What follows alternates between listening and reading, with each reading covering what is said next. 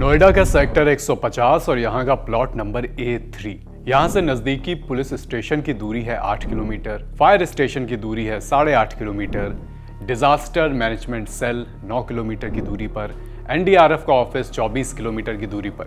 ये सभी emergency response services हैं। लेकिन 16 जनवरी की रात जब एक इमरजेंसी आई, जब युवराज मेहता की गाड़ी सेक्टर 150 के पानी से भरे बेसमेंट में गिरी, तो इनमें से भी एक भी इमरजेंसी सर्विस काम नहीं आई, जबकि सभी चंद किलोमीटर की ही दूरी पर थी।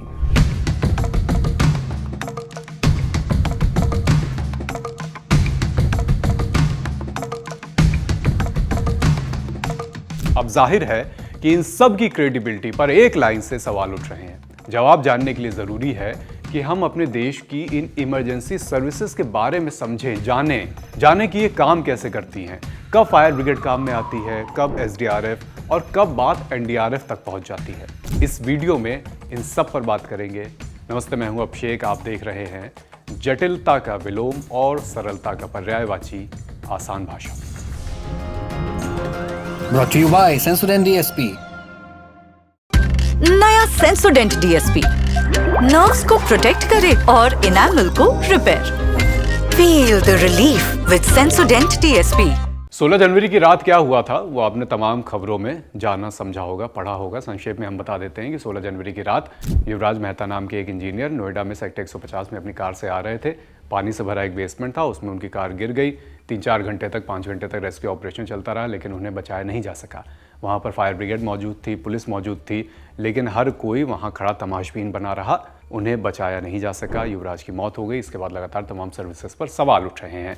जब बात यहाँ पर पुलिस की, फायर ब्रिगेड की, एनडीआरएफ, एसडीआरएफ की आ रही है, तो ये समझना जरूरी है कि ये पूरा तंत्र मिलकर एक नागरिक को 30-40 फीट गड्ढे से बाहर कैसे नहीं निकाल पाया, जबकि ये तो इतने ट्रेंड होते हैं, तमाम इक्विपमेंट से लैस होते हैं। तो समझते हैं देश की सभी इमरजेंसी रिस्पांस फोर्सेस के बारे में। सबसे पहले बात फायर सर्विस की। पहला फायर सर्विस 1803 में बॉम्बे में खोला गया। आज fire service ministry of home affairs के अंडर आता है। साथ ही हर राज्य का अपना फायर फाइटिंग डिपार्टमेंट होता है। आग बुझाने से लेकर पानी में डूबते लोगों को रेस्क्यू करना इनके फंक्शनिंग में आता है। Uttar Pradesh fire and emergency services rules 2024 के मुताबिक यूपी का फायर डिपार्टमेंट आपदा से निपटने की स्पेशल ट्रेनिंग देता है। इस ट्रेनिंग का मकसद जान माल की रक्षा करना, रेस्क्यू ऑपरेशंस और फर्स्ट एड पर जोर देना, ये सब रहता है। 2025 में उत्तर प्रदेश को फायर सर्विसेज के मॉडर्नाइजेशन के लिए 700 करोड़ रुपए दिए गए। लेकिन क्या युवराज को फायर डिपार्टमेंट के लोग बचा पाए? जवाब है नहीं। अब बात एनडीआरएफ यानी नेशनल डिजास्टर रिस्पांस फोर्स की। यह केंद्र के स्तर पर काम करती है। साल 2006 में डिजास्टर मैनेजमेंट एक्ट 2005 से बनी। इस एक्ट के तहत देश में 3 स्तर पर इमरजेंसी रिस्पांस एजेंसीज होती हैं। राष्ट्रीय स्तर पर एनडीएमए यानी नेशनल डिजास्टर मैनेजमेंट अथॉरिटी, इसे प्रधानमंत्री हेड करते हैं।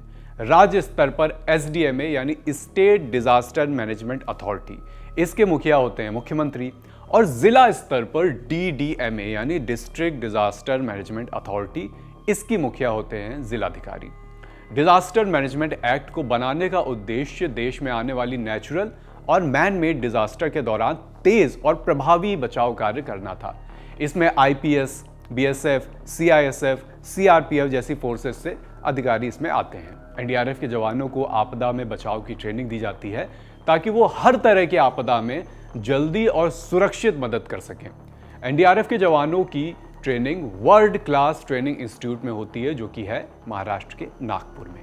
यहाँ उन्हें तमाम तरह की स्किल्स सिखाई जाती हैं, जैसे ढही हुई इमारतों से बचाव, बाढ़ में बचाव, केमिकल या न्यूक्लियर अटैक की सिचुएशन में कैसे रिस्पॉन्स करना है, ये सब भी सिखाया जाता है। 54,770 करोड़ रुपए साल 2021 से 26 तक के लिए एलोकेट किए गए थे एनडीआरएफ को। लेकिन सवाल अभी भी वही है जो हमने पहले भी पूछा, क्या युवराज को बचाया जा सका? नहीं। एक नजर अब एसडीआरएफ पर। एसडीआरएफ मतलब state disaster response force. SDRF state level पर बचाव के काम करता है। हर स्टेट की अपनी अलग अलग एसडीआरएफ की टीम होती है। इनका काम भी एनडीआरएफ जैसा ही होता है, लेकिन राज्य के स्तर पर। बाढ़, भूकंप, सड़क हादसे, रेल हादसे या इस तरह की और घटनाएं, आग लगने की घटना हो गई, केमिकल या गैस लीक हो गया, रेडिएशन से जुड़े हादसे हो गए, बोरवेल से गिरे बच्चों को निकालने का रेस्क्यू हो गया, या ऐसी जटिल परिस्थितियों में अलग अलग ऑपरेशन चलाने की ट्रेनिंग एसडीआरएफ को भी दी जाती है। ये सब जानकारी आपको उत्तर प्रदेश के एसडीआरएफ की वेबसाइट पर मिल जाएगी। कागजों और वेबसाइट पर एसडीआरएफ के पास आधुनिक उपकरण भी बताए गए हैं। 12 जुलाई 2023 की ये खबर देखिए। इस दिन भारत सरकार की मिनिस्ट्री ऑफ फाइनेंस ने उत्तर प्रदेश की एसडीआरएफ को बजट के रूप में 812 करोड़ रुपए दिए, लेकिन उस रात उत्तर प्रदेश की एसडीआरएफ के पास 30 से 40 फीट लंबी रस्सी तक नहीं थी, जिससे युवराज को एक छोटे से नाले से बाहर निकाला जा सकता। उत्तर प्रदेश सरकार ने एसआईटी बनाकर जांच के आदेश दिए हैं, लेकिन सवाल वही है जो हम बार बार पूछ रहे हैं और बाकी लोग भी, क्या युवराज को बचाया जा सका? नहीं। यह हादसा किसी एक गलती का नतीजा नहीं है, बल्कि पूरे सिस्टम की सामूहिक नाकामी का उदाहरण है। इमरजेंसी के वक्त police, fire brigade, SDRF, NDRF सभी का एक ही मकसद होता है, जान माल की रक्षा करना, लोगों को बचाना, रेस्क्यू करना। लेकिन इस मामले में इन सभी एजेंसियों के बीच तालमेल की भारी कमी दिखी, और एक जो कॉमन सेंस होता है किसी आपदा की स्थिति में तुरंत आपको क्या काम करना है, देर रात अगर कोई हादसा हुआ है, किसी को बचाना है, तुरंत क्या करना है, उस समझ की भी कमी दिखी। सूचना मिलने में भी देरी हुई, मौके पर सही उपकरण और संसाधन समय पर नहीं पहुंचे और फैसले लेने में सुस्ती दिखी। नतीजा, युवराज को नहीं बचाया जा सका। इस हादसे को सिर्फ एक दुर्घटना कहकर भूल जाना सबसे बड़ी गलती होगी। सभी स्टेक होल्डर जैसे बिल्डर, राज्य सरकार, जिला प्रशासन, आपदा राहत एजेंसियों को अपनी अपनी जिम्मेदारी समझनी चाहिए। अर्बन प्लानिंग को भी नए सिरे से इस पर विचार करने की ज़रूरत है, जहां कंस्ट्रक्शन से लेकर सड़क सुरक्षा और इमरजेंसी रिस्पॉन्स तक सब कुछ एक दूसरे से जुड़ा हो। जब तक जवाबदेही तय नहीं होगी, सिस्टम को दोबारा मजबूत नहीं किया जाएगा, तब तक ऐसे हादसों से बचना बहुत मुश्किल होगा। एक और बहुत ज़रूरी बात, ये जो भी जानकारियाँ हमने आपके सामने रखी कि फायर ब्रिगेड, एनडीआरएफ, एसडीआरएफ ये कैसे काम करती है, सबके काम कैसे विभाजित हैं, ये सारी जानकारियाँ समझने में, जुटाने में हमारी मदद की है उत्तर प्रदेश के पूर्व डीजीपी ओपी सिंह ने। आपकी क्या राय है नोएडा के इस हादसे पर भी और अलग अलग मशीनरी के कामों पर भी? हमें कमेंट बॉक्स में ज़रूर बताइए।